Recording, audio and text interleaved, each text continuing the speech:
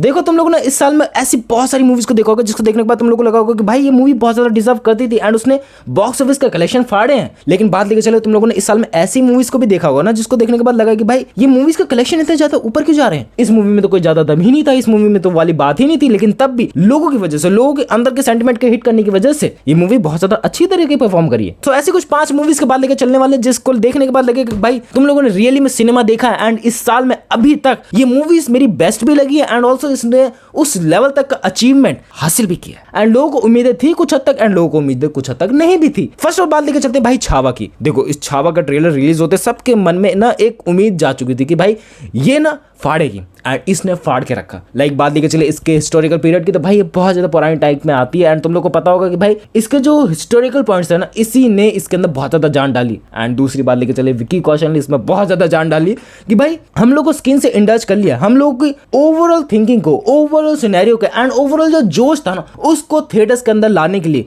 भाई विकी कौशल की वो दहाड़ी काफी थी। एंड तुम लोग को पता है कि भाई हम लोग कितने ज्यादा कनेक्टेड हो चुके हैं विकी कौशल से एंड ओवरऑल तुम लोगों को पता थी भाई कि छावा के बारे में और कुछ एक्सप्लेन नहीं करना चाहूंगा। एंड छावा का जो ओवरऑल बॉक्स ऑफिस कलेक्शन था ना वो बहुत ज्यादा ऊपर तक गया था, लाइक 800 करोड़ तक समथिंग इसने टच किया था एंड ये सिग्निफिकेंटली बहुत ज्यादा भाई बेटर था क्योंकि एज अ स्टार्टिंग हो रही थी एंड हम लोग को कोई बेटर मूवीज देखने को नहीं मिल रही थी अपार्ट फ्रॉम हाउसफुल 5। सो भाई ये मूवी ने ना हमारे दिल में एक उम्मीद तो जगा दी थी कि भाई बढ़िया मूवीज आने वाली इस साल में। लेकिन ये साल थोड़ा बहुत अनप्रिडिक्टेबल भी रहा है, ऐसे मूवीज भी लॉन्च हुई जिसका हम लोगों को पता ही नहीं था कि भाई ऐसी super hero type of movies हम लोग को देखने को मिल सकती है। मैं बात करने जा रहा हूँ लोका चैप्टर 1 की। ये मूवी अभी तक लॉन्च नहीं हुई ढंग से, ये मूवीज के लाइक हिंदी डब भी अभी तक अवेलेबल नहीं है, लेकिन इसने आराम से 46 crore rupees of around of touch कर लिया था इसने एक हफ्ते के अंदर ही। एंड इसके लाइक चौथे या 5वें दिन पे लोका चैप्टर हिंदी में रिलीज हुई थी। सो तुम लोग खुद सोचो भाई मलयालम ऑडियंस कितना ज्यादा मैच्योर हो चुकी थी, उनको पता था उनको किस टाइप ऑफ कंटेंट को आगे लेके जाना है। एंड जैसे ही वो चौथे 5वें दिन हिंदी में भी रिलीज हुई उसके बॉक्स ऑफिस का कलेक्शन और ज्यादा ही बढ़ गए। इसने डे 6 पे 139 से लेके 162 करोड़ तक का आंकड़ा टच किया था। लो सुपर हीरो जॉनर में बहुत ज्यादा बढ़िया है क्योंकि वर्ल्ड वाइड कलेक्शन इसने इतने होने नहीं चाहिए थे, क्योंकि बात लेके चलो क्योंकि लोग उतना ज्यादा इंडल्ज होते नहीं सुपर हीरो मूवी से, वो खुद समय तक याद रखते हैं एंड वो ज्यादा ध्यान देते हैं पता किस चीज पे कि भाई सुपर हीरो मूवी एक बार ना तुम्हारे ध्यान में आ जाए उसका सीक्वल उसके प्रीक्वल पे उनको घंटा फर्क नहीं पड़ने वाला, उनको बस इस बात से फर्क पड़ता है कि भाई उनकी जेब में कितना ज्यादा पैसा जा रहा है। लेकिन उन्होंने पहले चैप्टर से यही स्टैब्लिश करने की कोशिश करी कि भाई इनको एक पूरा यूनिवर्स बनाना है एंड एंटायर द मूवी जो बहुत ज्यादा मुझे फैसिनेटिंग लगा ना कि भाई तुम लोगों को बताया ही नहीं गया है कि ये मूवी किस बारे में, किस सुपर हीरो के बारे में, सुपर हीरोइन के बारे में, कि भाई वैम्पायर वाली मूवी थी वैम्पायर वाली मूवी तो तुम लोग को घंटा बराबर अंदाजा नहीं लगता है भाई, लेकिन जैसे जैसे तुम लोग कनेक्ट मार पाते हैं ना कि भाई ये मूवी रात में क्यों शूट हो रही है एंड ये चीज रिवील होने वाली है, यू विल बी शॉक कि भाई ये तुम लोगों के सामने डिलीवर करके गई है मूवी। एंड हाल ही में मूवी रिलीज हुई है, अभी भी तुम्हारे आसपास के थिएटर्स में लगी होगी। अगर तुम लोगों ने अभी तक नहीं देखा है मैं डेफिनेटली तुम लोग को रिकमेंड कर सकता हूँ कि भाई तुम लोग जाके देख सकते हो इसको, अभी तक तुम लोगों ने नहीं देखा तो जाके एक्सपीरियंस करो इसको। एंड नेक्स्ट मूवी की बात लेके चले जिसको देखने से लग रहा था कि भाई ये बहुत ज्यादा कलेक्शन फाड़ेगी एंड ऑल्सो 300-400 करोड़ रुपए ना इसके लिए बहुत ज्यादा नॉर्मल है क्योंकि इसके अंदर बड़े बड़े एक्टर्स का नाम है एंड एक ही नाम काफी है, सुपरस्टार रजनीकांत। एंड रजनीकांत का नाम आते हैं तुम लोग को पता है भाई उनके box office collection like 100-200% profit में रहते हैं। लेकिन बात लेके चले इस मूवी में वो सिनेरियो नहीं रहा क्योंकि तुम लोग को पता है कि भाई अब वो वाली हाइप नहीं रही है एंड ऑल्सो जो एक्टर्स की जो कॉस्ट है, एक्टर्स को जो हायर करने की कॉस्ट है वो बहुत ज्यादा बढ़ते जा रही है टाइम टू टाइम एंड इस वजह से इस मूवी ने उतना ज्यादा प्रॉफिट नहीं कमा पाई। लेकिन बात लेके चले लोगों को ये मूवी अच्छी भी लगी एंड कुछ लोगों को जो मेरे जैसे हैं उनको मूवी काइंड ऑफ न्यूट्रल भी लगी कि भाई ये हाँ टिपिकल साउथ इंडियन मूवी है जो तुम लोग को वो वाली वाइब देके जाती है कि भाई हाँ ये साउथ इंडियन साइड में बनी हुई है एंड ये इस टाइप की वाइब देके जाएगी तुम लोगों को। एंड इस मूवी में डिफरेंट टाइप ऑफ कैमियोस में तुम लोग को देखने को मिलते हैं जो काइंड ऑफ तुम लोग को गूज़बम्प देके जाते हैं उस प्रेजेंट टाइम में। लेकिन बाद में जब तुम लोग थिएटर से निकल जाते हो 2-3 दिन हो जाते हैं तुम लोगों के दिमाग में वो यादें नहीं रह पाती हैं। लेकिन इस मूवी के बाद लेके चले तो इसके अराउंड ऑफ 300-400 करोड़ रुपए तो इसने आराम से कमाए, थोड़ा धक्के खा के कमाए ये कह दो। एंड वॉर 2 के साथ इसका कोलैबोरेशन था कि भाई वॉर 2 ज्यादा ऊपर जाएगी कि कुली जाएगी। सो दोनों ही काइंड ऑफ मुझे न्यूट्रल लगी तो मैंने कुली को ही लिस्ट में रखा कि भाई कुली थोड़ी बहुत बेटर लगी वॉर 2 के मुकाबले में। तो उसके बाद मूवी के बाद लेकर चलते भाई जिसको किसी को भी घंटा बराबर अंदाजा नहीं था कि भाई ये मूवी इतना ज्यादा फाड़ेगी कि तुम लोगों की हालत टाइट हो जाएगी। मैं बात लेके चल रहा हूँ पता है किस मूवी की सैयारा तू तो बदला नहीं है।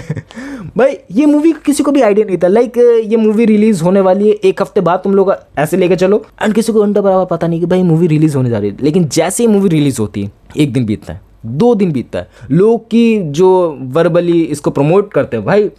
बहुत ही अपर लेवल पे जाती है। तुम लोगों को पता है इसके जो भी रील्स बनी थी इसके ऊपर, जो भी इसकी हाइप हुई थी, जो मैंने इसके ऊपर 2 बार वीडियोस बना के व्यूज इकट्ठे करे थे, तुम लोग देख लोगे भाई इसकी हाइप बहुत ज़्यादा थी मार्केट में। एंड ओवरऑल जो आशिकी वाले बंदे थे जो आज के टाइम में बहुत ज़्यादा एग्जिस्ट करते हैं कि भाई दिल टूटे आशिक हैं, सच में आशिक हैं, तो उन्होंने इस मूवीज़ को जाकर देखना प्रेफर करा एंड इस मूवीज़ के कलेक्शन को बहुत ज़्यादा ऊपर लेके गए। एंड ये मूवी अराउंड ऑफ 500 करोड़ के ऊपर का नंबर टच करते थे, देखने में बहुत ज़्यादा सिग्निफिकेंट इंप्रूव लगता है क्योंकि भाई इसके अंदर एक नए नए एक्टर्स कास्ट हुआ, आहान पांडे, अनीता पड्डा, एंड मैं थोड़ा बहुत नाम ढंग से प्रोनाउंस नहीं कर पा रहा हूँ, सॉरी फॉर दैट। सैयारे के ऑडियंस, मैं तुम लोग को बुरा नहीं कर रहा, तुम लोग अच्छे तरीके से इस मूवी को एंजॉय करो क्योंकि मूवी का पॉइंट ऑफ व्यू ये होता है कि भाई तुमको मे भी पसंद आ रही है, मेरे को मे भी पसंद नहीं आ रही है, तो तुम लोग एंजॉय करो। लेकिन ये एक मार्क तो जरूर सेट करके जाती है कि भाई या तो तुम लोग बहुत बेटर मूवी बना लो तब तुम्हारी मूवी चल जाएगी, या तो तुम लोग बहुत ही एक्सट्रीम लेवल पर घटिया बना के लेके चलो तो तुम्हारी मूवी जरूर चलेगी। एंड ये मूवी चली है, ये तुम्हारे सामने एक जीता जागता प्रूफ भी है। एंड आई थिंक अगर मे बी इसकी टाइमिंग ऊपर नीचे हो जाती है ना,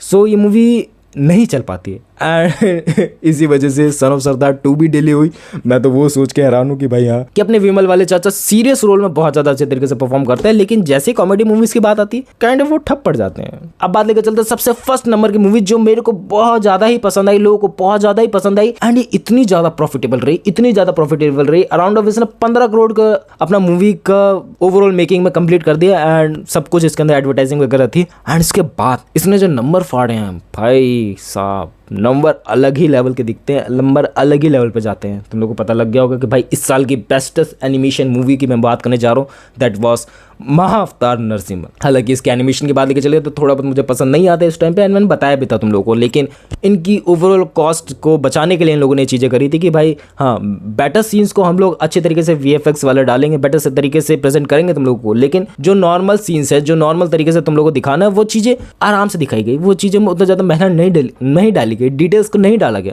एंड मैं बात को समझता हूँ, दैट्स वाई तुम लोगों की मूवी कम बजट में बन पाई, लेकिन इस मूवी ने जो प्रॉफिट कमाया ना वो बहुत ही ज़्यादा सिग्निफिकेंट था, बहुत ही ज़्यादा ब्लॉकबस्टर था। लाइक 1500% का रिटर्न इन लोगों ने कमाया और इसने 326 करोड़ रुपए कमाया। तुम लोगों को लग रहा होगा सैयारा के मुकाबले में बहुत ज़्यादा कम पैसे कमाए, बट सैयारा का बजट देख लो एंड महाअवतार नरसिम्हा का बजट देख लो, तुम लोग समझ जाओगे कि मैं किस हिसाब से इसकी तारीफ कर रहा हूँ। एंड ऑल्सो मेकर्स ने इसके नेक्स्ट पार्ट बनाने पर ध्यान दे दिया है कि भाई नेक्स्ट पार्ट थोड़ा सा अच्छा बनेगा। बट मेरी तरफ से एक रिक्वेस्ट रहेगी कि मे बी उन तक ये वीडियो कभी ना पहुंचे, बट मेरी तरफ से एक रिक्वेस्ट है कि पता है क्या कि भाई तुम लोग ध्यान दो जो तुम लोग पहले ध्यान दे चुके हो कि भाई जो बेटा सीन्स है उसको बेटा से बेटा दिखाओ, एंड बाकी जो नॉर्मल सीन्स है उस पर ज़्यादा ध्यान नहीं भी दोगे तो ऑडियंस ज़्यादा ध्यान नहीं देगी। एंड ऑल्सो इस वजह से तुम्हारी कॉस्ट बहुत ज़्यादा बचेगी, लेकिन अब इनके पास कॉस्ट भी है, अब इसके पास रिस्पॉन्सिबिलिटीज़ भी बहुत सारी है। सो इनको फूक के कदम रखना पड़ेगा कि भाई अगर ये मूवी बेटर बना पाए तो ये और भी ज़्यादा नंबर्स को फाड़ेगी एंड इंडियन एनिमेशन में एक अलग ही मार्क सेट करके जाएगी। और ओवरऑल मूवी जब रिलीज हुई ना उसमें मेरे को यही सबसे ज़्यादा चीज़ें अच्छी लगी, यही सबसे ज़्यादा चीज़ें बेकार लगी कि भाई